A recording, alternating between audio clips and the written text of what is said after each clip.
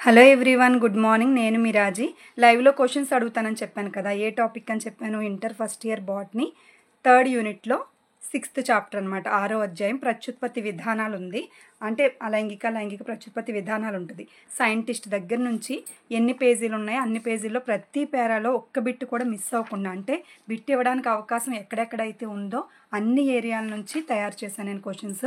చాలా బాగున్నాయి. ఇవి చూస్తే సరిపోదు, మీకు టెక్స్ట్ బుక్ ఉన్నా లేకపోయినా కూడా మీకు ఈ లెసన్ చూస్తే కష్టంగా అనిపించినా కూడా అర్థం కాకపోవడం ఉండదు. ఒకవేళ అర్థంగా అయినా అవ్వకపోయినా ఇంట్రెస్టింగ్గా ఉండేలాగా ఉంటుంది అనమాట. చూడండి, ఒక్కసారి చూస్తే చాలు ఈ బిట్స్ గుర్తుండిపోతాయి మీకు. ఒకటికి 2 సార్లు చూడండి. ఇక్కడ చూడండి, ప్రత్యుత్పత్తి విధానాలు. ఇక్కడ సైంటిస్ట్ దగ్గర నుంచి మొత్తం చాలా పేజెస్ వచ్చింది. ఈ పేజెస్ మొత్తం చదివితే చాలు, ఇంక ఈ పాయింట్స్ చదివితే చాలు అనమాట. ఈ క్వశ్చన్స్ చదివితే చాలు. ఒకసారి చూడండి, ప్రత్యుత్పత్తి విధానాలు. పంచారన్ మహేశ్వరి గారికి ప్రపంచ స్థాయిలో గుర్తింపు తెచ్చిన అంశాలేవి? పరిస్థానిక ఫలదీకరణం. పరిస్థానిక అంటే టెస్ట్ ట్యూబ్లో, అంటే పరీక్ష నాళికలో ఫలదీకరణం జరపడం అనమాట. Test tube, fertilisation. అలాగే అండాశయస్థ పరాగ సంపర్కం అంటే ఇంట్రా ఓవారియన్ పాలినేషన్. ఈ 2 ఆయనకి మంచి పేరు తెచ్చిపెట్టాయి. ఎక్స్పెరిమెంట్స్ చేశాడనమాట ఎక్కువ. నెక్స్ట్, సహజ మరణం లేని జీవులేవి? సహజ మరణం లేని జీవులు అంటే ఇంతకాలమే ఇవి జీవిస్తాయని చెప్పలేమన్నమాట. సహజ మరణం లేని జీవులు ఏకకణ జీవులు. మనం చంపేస్తే తప్ప అవి చనిపోవు. సహజ మరణం అంటే అది. నెక్స్ట్, ఒక జీవి తనలాంటి సంతతిని పెంపొందించి తరతరాలుగా జాతి మనుగడ సాధ్యమయ్యేటట్లు చేయుటకు తోడ్పడే పద్ధతి ఏది అంటే రిప్రొడక్షన్, ప్రత్యుత్పత్తి. దీంట్లో 2 క్వశ్చన్లు కవర్ అయ్యేలాగా రాసాను 2 పేరాల నుంచి. నెక్స్ట్, జీవి ప్రత్యుత్పత్తి చెందే విధానాన్ని నిర్ణయించే అంశాలేవి? ప్రత్యుత్పత్తి చెందాలంటే నిర్ణయించే అంశాలు ఏంటంటే జీవి ఆవాసము, అది ఉండే ఎన్విరాన్మెంట్. నెక్స్ట్, అంతర శరీర ధర్మశాస్త్రం, ఫిజియాలజీ లోపల ఇన్నర్గా, కొన్ని ఇతర కారకాలు. ఇవన్నీ కూడా ప్రత్యుత్పత్తిని డిసైడ్ చేస్తాయి అన్నమాట. ఏ ప్రత్యుత్పత్తిలో జనక జీవిని పోలిన సరి అయిన నకలుగా సంతతి అనేది ఏర్పడుతుంది. నకలు అంటే కాపీ, జిరాక్స్ కాపీ అంటాం కదా. సేమ్ పోలికలు ఉన్న జీవులు దేంట్లో ఏర్పడతాయి అంటే అలైంగిక ప్రత్యుత్పత్తి. Most important. అలైంగిక ప్రత్యుత్పత్తిలో జిరాక్స్ కాపీ లాంటి జీవులు అనేవి, పోలికలు కలిగిన జీవులు ఏర్పడతాయి. సంయోగ బీజాల కలయిక అవసరం లేకుండానే లేదా ఒకే జనకం నుండి సంతతి ఏర్పడే ప్రత్యుత్పత్తిని ఏమంటాము అంటే అలైంగిక ప్రత్యుత్పత్తి అంటాం. సంయోగ బీజాల కలయిక అవసరం లేదు అక్కడ. అలైంగిక ప్రత్యుత్పత్తి సాధారణంగా వేటిలో కనిపిస్తుంది? ఏకకణ జీవుల్లోనూ సరళ నిర్మాణం కలిగిన మొక్కల్లోనూ కనిపిస్తుంది అలైంగిక ప్రత్యుత్పత్తి సాధారణంగా. ఒక జీవి 2గా విభజన చెందడాన్ని ఏమంటాం? ద్విధా విచ్ఛిత్తి అంటాం. ఎగ్జాంపుల్ ప్రొటిస్టా, మొనీరా, ప్రొటిస్టా జీవులు అనమాట. దాంట్లో ఉండే జీవులన్నీ వస్తాయి. ఎగ్జాంపుల్ అమీబా ఇవన్నీ వచ్చేస్తాయి. తర్వాత ఇందులో కణ విభజన ప్రత్యుత్పత్తికి సమానం అనమాట. ఏకకణ జీవుల్లో జరిగే ప్రత్యుత్పత్తి అనేది ప్రత్యుత్పత్తి వర్సెస్ కణ విభజన అని రాశాను, అందుకే సింపుల్గా. ఈస్ట్లో జరిగే అలైంగిక ప్రత్యుత్పత్తిని ఏమంటాము అంటే బడ్డింగ్ లేదా ప్రరోహోత్పత్తి అంటాం. శిలీంధ్రాల్లో జరిగే ప్రత్యుత్పత్తి ఇక్కడ చూడండి, క్లామిడోమోనాస్లో గమనసిద్ధ బీజాల ద్వారాను, అంటే శిలీంధ్రాల్లో ఎన్ని రకాలుగా ప్రత్యుత్పత్తి జరుగుతుందో ఇచ్చాడనమాట. క్లామిడోమోనాస్లో గమనసిద్ధ బీజాలు జూస్పోర్స్ ద్వారాను, అలాగే రొట్టె బూజులో చలన రహిత సిద్ధ బీజాలు అనమాట. ఇవి చలించవు, ఒకే చోట ఉంటాయి. రైజోపస్లో కొనీడియంలు అంటే సిద్ధ బీజాశయ, రైజోపస్ ఎగ్జాంపుల్. కొనీడియంలు అంటే సిద్ధ బీజాశయ వృంతాల మీద సిద్ధ బీజాలు ఏర్పడతాయన్నమాట. దీనికి ఎగ్జాంపుల్ పెన్సిలియం. ఓకేనా? ఈ 3 కూడా సిద్ధ బీజాల్లో జరిగే ప్రత్యుత్పత్తి రకాలు. ఇవన్నీ కూడా అలైంగిక ప్రత్యుత్పత్తులే. ఏకస్థితిక సిద్ధ బీజాలు గల మొక్కలేవి? ఏకస్థితిక సిద్ధ బీజాలు గల మొక్కలు బ్రయోఫైటా, టెరిడోఫైటా. శరీరం కొంత భాగం చిన్న చిన్న ముక్కలై ఆ ఖండితాలు సంపూర్ణ జీవిగా ఏర్పడే అలైంగిక ప్రత్యుత్పత్తి, అలైంగిక పద్ధతి ఏది అంటే సాకీయ ప్రత్యుత్పత్తి. ఎగ్జాంపుల్ వాల్వాక్స్ అంటే సహనివేశ శైవలం ఇది. నెక్స్ట్, బూజులు, మౌల్డ్స్ అంటాము. బూజులు, రొట్టె బూజులు. నెక్స్ట్, పుట్టగొడుగులు. బూజులు అంటే మనం చూస్తాం కదా, దారాల్లాగా బూజులు, పుట్టగొడుగులు. ఇవన్నిట్లో కూడా సాకీయ ప్రత్యుత్పత్తి అనేది జరుగుద్ది. నెక్స్ట్, ప్రత్యేక నిర్మాణాలు కలిగి ముక్కలవడం ద్వారా ప్రత్యుత్పత్తి జరిపే జీవులేవి? లివర్వర్ట్స్. ప్రత్యేక నిర్మాణాలు కలిగి స్పెషల్ ఆర్గానిజమ్స్ ఉంటాయి దాంట్లో, వాటిని జమ్మాలు అంటాం. ఎగ్జాంపుల్స్ లివర్వర్ట్స్లో జమ్మాలు ఉంటాయి. అలా ఇంకో జీవుల్లో ఇంకోటి ఉంటాయి. అలా ప్రత్యేక నిర్మాణాలు కలిగి ముక్కలవడం ద్వారా ప్రత్యుత్పత్తి జరిపే జీవులు లివర్వర్ట్స్. సాకీ వ్యాప్తి కారకాలు కలిగిన మొక్కలేవి? సాకీ వ్యాప్తి కారకాలు కలిగిన మొక్కలు పుష్పించే మొక్కల్లో అయితే రన్నర్స్, స్టోలన్లు, సక్కర్లు అంటే పిలక మొక్కలు, ఆఫ్సెట్లు అంటే ఇవి చూసాం కదా ఉపవాయుగత మొక్కలు, వీటిలో అంటు కట్టడం ద్వారాను ఇలాగా నేలలో శాఖలు వెళ్ళిపోయి వాటి నుంచి వేళ్ళు ఏర్పడి కొత్త మొక్కలుగా ఏర్పడతాయి అన్నాము. ఇవన్నీ చూసాం కదా. రన్నర్లు అంటే పాత పాట్ ఉండిపోయి కొత్త పాట్ నుంచి కొత్త మొక్క రావడం, ఇవన్నీ చూసాం కదా. ఆఫ్సెట్ అంటే నీటిలో ఉంటాయి పిస్టియా, ఐకార్నియా. సో ఇవేంటంటే శాఖీయ వ్యాప్తి కారకాలైన మొక్కలు, శాఖీయ వ్యాప్తికి కారణమయ్యే మొక్కలు అనమాట. ఎగ్జాంపుల్స్ కొమ్ము, కందం అంటే ఇక్కడ కొలకేషియా వస్తుంది, కందం వస్తుంది, నెక్స్ట్ అల్లం వస్తుంది, దుంపకాండం అంటే బంగాళదుంప వస్తుంది, లసునం ఉల్లిపాయలు వస్తాయి, లఘు లసునాలు, నెక్స్ట్ డయాస్కోరియా వస్తుంది. ప్రత్యుత్పత్తి పత్రాలు వేటిలో ఉంటాయి? రణపాల, బ్రయోఫిల్లం. సో ఇవన్నీ కూడా ప్రత్యుత్పత్తి కారకాలు కలిగిన మొక్కలు. వీటిలో ఏవో కారకాలు ఉంటాయి, అవి ప్రత్యుత్పత్తికి, శాఖీయ ప్రత్యుత్పత్తికి తోడ్పడతాయి అన్నమాట. చూసాం కదా మొగ్గలు ఉంటాయి. ఇప్పుడు దుంపకాండం, ఇది దుంపలో ఏముంటాయి? బంగాళదుంపలో కన్నులు ఉంటాయి, బ్రయోఫిల్లంలో పత్రోపరిస్థిత మొగ్గలు ఉంటాయి. అలాగా కారకాలు ఉంటాయి అన్నమాట. నెక్స్ట్ అలైంగిక లేదా శాఖీయ పరంగా ఏర్పడే మొక్కల్ని ఏమంటాం? క్లోన్లు అంటాం. అలైంగిక లేదా శాఖీయ పరంగా ఏర్పడే మొక్కల్నే క్లోన్లు అంటాం. టెర్రర్ ఆఫ్ బెంగాల్ భీతికి కారణమైన మొక్క ఏదంటే, ఇది మాకు మొన్న ఎనలిస్ట్ గ్రేడ్ 2లో కూడా అడిగాడు. బెంగాల్ భీతికి కారణమయ్యే మొక్క గుర్రపు డెక్క, వాటర్ హయాసింత్. అంటే ఇది శాఖీయ ప్రత్యుత్పత్తి దీనిలో ఆపలేమన్నమాట. ఫాస్ట్గా జరిగిపోయి మొత్తం ఏరియాని ఆక్రమించేసి ఆక్సిజన్ తీసేసుకుంటుంది కాబట్టి అక్కడ మొక్కలు, చేపలు అవి జీవించలేవన్నమాట. నెక్స్ట్ బంగాళదుంపలో కన్నులు, అల్లం, అరటి మొక్కల నుంచి చిన్న చిన్న మొక్కలు ఉద్భవించడం అనేది వేటి రూపాంతరం?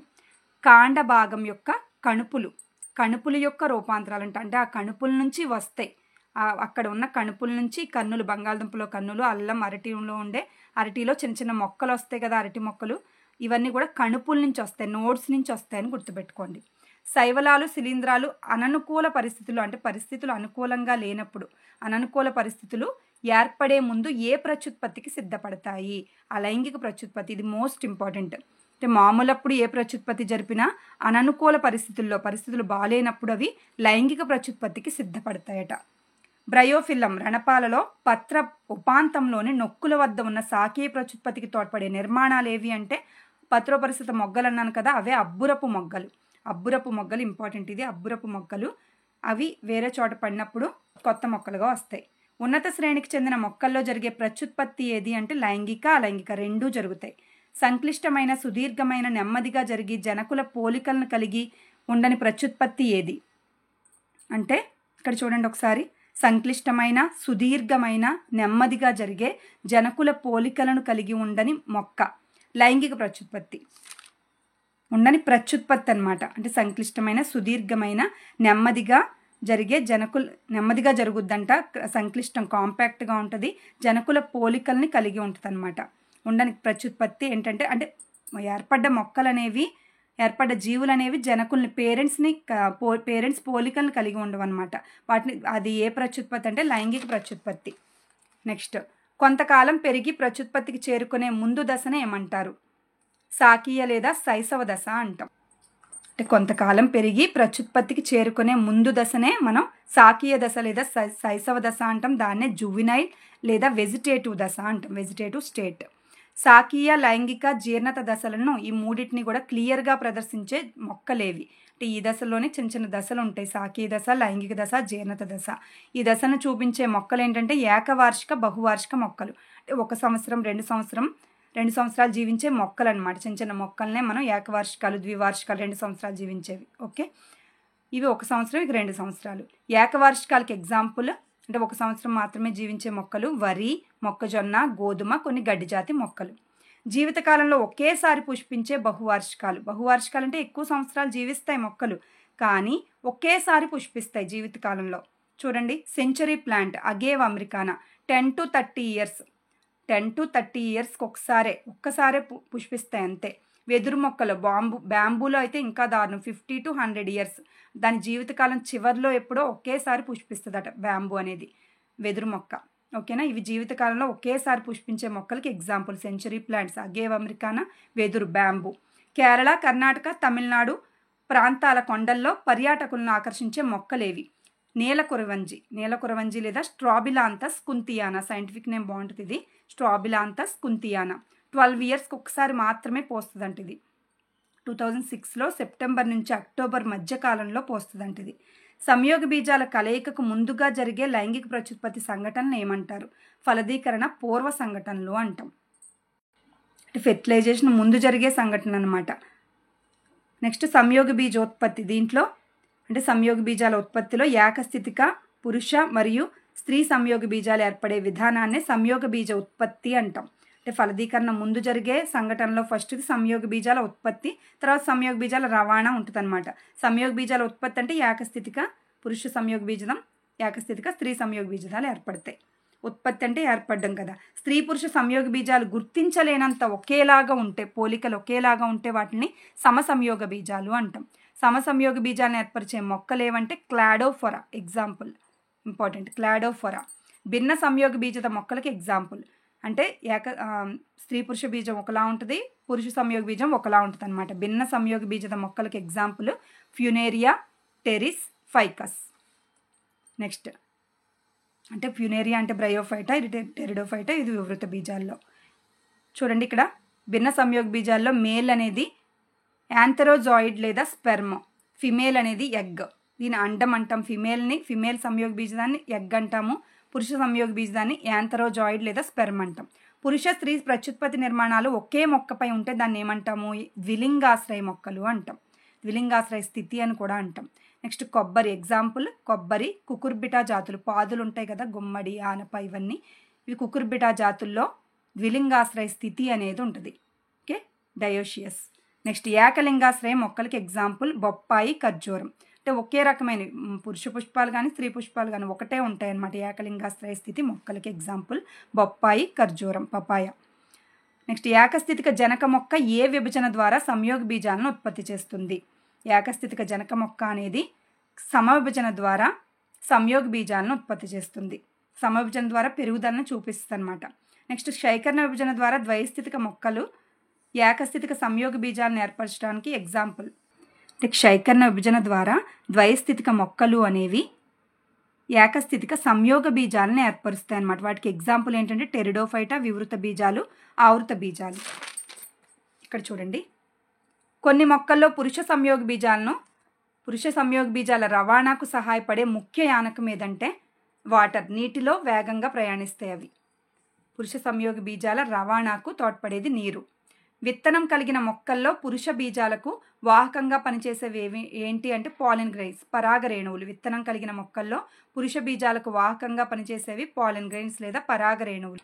విత్తనం కలిగిన మొక్కల్లో పురుష బీజాలకు వాహకంగా అంటే పురుష బీజాలు వేటి ద్వారా చలిస్తాయంటే పాలిన్ గ్రెయిన్స్ లేదా పరాగ రేణువులు. ద్విలింగ ఆత్మ ఫలదీకరణం జరిపే మొక్కకి ఎగ్జాంపుల్ బఠానీ. ఆత్మ ఫలదీకరణం జరుగుద్ది, అందులో 2 రకాల పుష్పాలు ఉంటాయి, ద్విలింగక పుష్పాలు ఉంటాయి అన్నమాట. ఓకే, ఇవి బఠానీ ఎగ్జాంపుల్. నెక్స్ట్ సిన్గమి అనగా సంయోగ బీజాల కలయికనే సిన్గమి అంటాం. నెక్స్ట్ ఫలదీకరణ చెందని స్త్రీ అంటే ఫలదీకరణాన్ని సింగమి అంటాం. ఫలదీకరణ చెందని స్త్రీ సంయోగ బీజం నుండి పిండం ఏర్పడ్డాన్ని ఏమంటాం? అంటే ఫెర్టిలైజేషన్ జరగకుండానే స్త్రీ సంయోగ బీజం నుండి పిండం ఏర్పడ్డాన్ని ఏమంటాం అంటే అనిషేక జననం అంటే పార్థినోజెనిసిస్ అంటాం. అనిషేక జననం లేదా పార్థినోజెనిసిస్ అంటాం. అంతర ఫలదీకరణం జరిపే మొక్కలు ఏవి అంటే బ్రయోఫైటా, టెరిడోఫైటా, వివృత బీజాలు, ఆవృత బీజాలు. అంతర ఫలదీకరణం జరిపే మొక్కలకి ఎగ్జాంపుల్ ఇవి. నెక్స్ట్ చలనరహిత పురుష బీజాలు స్త్రీ సంయోగ బీజాన్ని చేరే పద్ధతి పరాగ నాళాల ద్వారా చేరుతుంది. అంటే చలనయుతంగా ఉంటే అది వెళ్ళిపోతుంది, గాలి ద్వారానో నీటి ద్వారానో వెళ్ళిపోద్ది. కానీ చలనరహిత పురుష బీజాలు అనేవి స్త్రీ సంయోగ బీజాన్ని చేరే పద్ధతి ఏదంటే పరాగ నాళాన్ని ఏర్పరచుకుని లోపలికి వెళ్తుంది అనమాట. స్త్రీ సంయోగ బీజం దగ్గరికి వెళ్తుంది. జైగోట్ ఏర్పడిన తర్వాత లైంగిక ప్రత్యుత్పత్తిలో జరిగే సంఘటనలు ఏమంటాం? జైగోట్ సంయుక్త బీజం ఏర్పడిన తర్వాత జరిగే సంఘటనని పోస్ట్ ఫెర్టిలైజేషన్ ఈవెంట్స్, ఫలదీకరణ అనంతర దశలు అంటాం. ఇంకొక పేజే ఉంది. ఏకస్థితిక జీవిత చక్రం గల జీవుల్లో కేంద్రక సంయోగం తర్వాత సంయుక్త బీజంలో జరిగే విభజన ఏది? క్షైకరణ విభజన. కేంద్రక సంయోగం అంటే ఏకస్థితిక జీవిత చక్రం గల మొక్కల్లో అయితే కేంద్రక సంయోగం తర్వాత అంటే గ్యామెట్స్లో ఉండే కేంద్రకాలు కలుస్తాయి కదా, దాన్ని కేంద్రక సంయోగం అంటాం. ఫెర్టిలైజేషన్ అప్పుడు కేంద్రక సంయోగం తర్వాత సంయుక్త బీజంలో జరిగే విభజన ఏదంటే క్షైకరణ విభజన. దీని ఫలితంగా ఏం ఏర్పడతాయి? ఏకస్థితిక సిద్ధ బీజాలు ఏర్పడతాయి. దాని నుంచి ఏకస్థితిక జీవులు ఏర్పడతాయి. జాతుల ఒక తరం నుంచి తరువాతి తరం మధ్య ఎడతెగని బంధానికి కారణం ఏదంటే జైగోట్ లేదా సంయుక్త బీజం. మధ్యలో జైగోటే కదా తర్వాత తరానికి కారణం, మధ్యలో అనుసంధానంగా ఉండేది జైగోట్. పిండాభివృద్ధి కణ విభేదనానికి కారణమైన విభజన ఏదంటే పిండాభివృద్ధిలో కణ విభేదనానికి అంటే అనేక రకాల కణాలు, కణజాలాలు, అవయవాలు ఏర్పడతాయి కదా. పిండంలో జరిగే విభజనలు ఏవి అంటే పెరుగుదలకు కణ విభజన. కణ విభేదనానికి అనేక రకాల కణాలు ఏర్పడడానికి కారణం కణ విభజన. నెక్స్ట్ కణ విభజన అంటే ఇక్కడ సమవిభజన అనమాట. సమవిభజన జరుగుద్ది, మైటాసిస్ జరిగి కణ విభేదనం అనేది జరుగుద్ది. ఇది ఇంపార్టెంట్, సమవిభజన ఇంపార్టెంట్. నెక్స్ట్ అండాశయం ఫలంగా మారేటప్పుడు అండాలేమో విత్తనాలుగా మారుతాయి, అండాశయం ఫలంగా మారుతుంది. ఓకే, అండాశయం ఫలంగా మారేటప్పుడు రక్షణ కొరకు ఏర్పరచుకున్న మందమైన కవచాన్ని ఏమంటామంటే పెరికార్ప్ అంటాం. ఫలం చుట్టూ ఉండే కవచాన్ని పెరికార్ప్ లేదా ఫల కవచం అంటాం. ఇంగ్లీష్ వర్డ్ ఇంపార్టెంట్ ఇక్కడ. తల్లి మొక్కకు అంటిపెట్టుకుని ఉన్నప్పుడే మొక్కల్లో విత్తనాల అంకురణ జరగడాన్ని ఏమంటారు అంటే వివిప్యారీ, శిశూత్పాదన అంటాం. మ్యాంగ్రూవ్ మొక్కల్లో చూస్తాం అనమాట. కొన్ని మ్యాంగ్రూవ్ మొక్కల్లో తల్లి మొక్క నుంచి విడిపోకముందే ఆ మొక్క మీద ఉండగానే మొలకలు వచ్చేస్తాయి అనమాట. అంటే రక్షణ కోసం, మెయిన్ వాటిని రక్షించడం కోసం అలా జరుగుద్ది. తర్వాత కొన్ని రోజుల తర్వాత విడిపోతాయి అనమాట. దీన్ని వివిప్యారీ లేదా శిశూత్పాదన అంటాం. రక్షించబడతాయి అవి. విత్తనాలు బహిర్గతంగా లేదా నగ్నంగా వేటిలో కనిపిస్తాయంటే వివృత బీజాల్లో, జిమ్నోస్పర్మ్స్లో కనిపిస్తాయి. అతి సూక్ష్మమైన మొక్క ఏది అంటే ఉల్ఫియా. అతి పొడవైన మొక్క యూకలిప్టస్, 100 మీటర్స్ అబౌవ్ పైనే ఉంటుంది. ద్వయ ఏకస్థితిక జీవిత చక్రం వేటిలో కనిపిస్తుంది అంటే టెరిడోఫైటా. వివృత బీజాలు, ఆవృత బీజాలు అంటే కొంచెం అభివృద్ధి చెందిన మొక్కలు అనమాట. టెరిడోఫైటా. వివృత బీజాలు అంటే జిమ్నోస్పర్మ్స్, ఆవృత బీజాలు అంటే యాంజియోస్పర్మ్స్. ఓకేనా. ఇది ఇలా చదివితే చాలు. ఈ బిట్ వైజ్ క్వశ్చన్స్ ఇలా చదివినా కూడా మీకు ఈ లెసన్ నుంచి ఎక్కడ ఒక బిట్ కూడా మిస్ అవ్వదన్నమాట. 1-2 సార్లు చూడండి. మళ్ళీ లైవ్లో ఈరోజు 9 గంటలకు నైట్ లైవ్లో క్వశ్చన్స్ అడుగుతాను. ఓకేనా, బీ రెడీ. Thank you.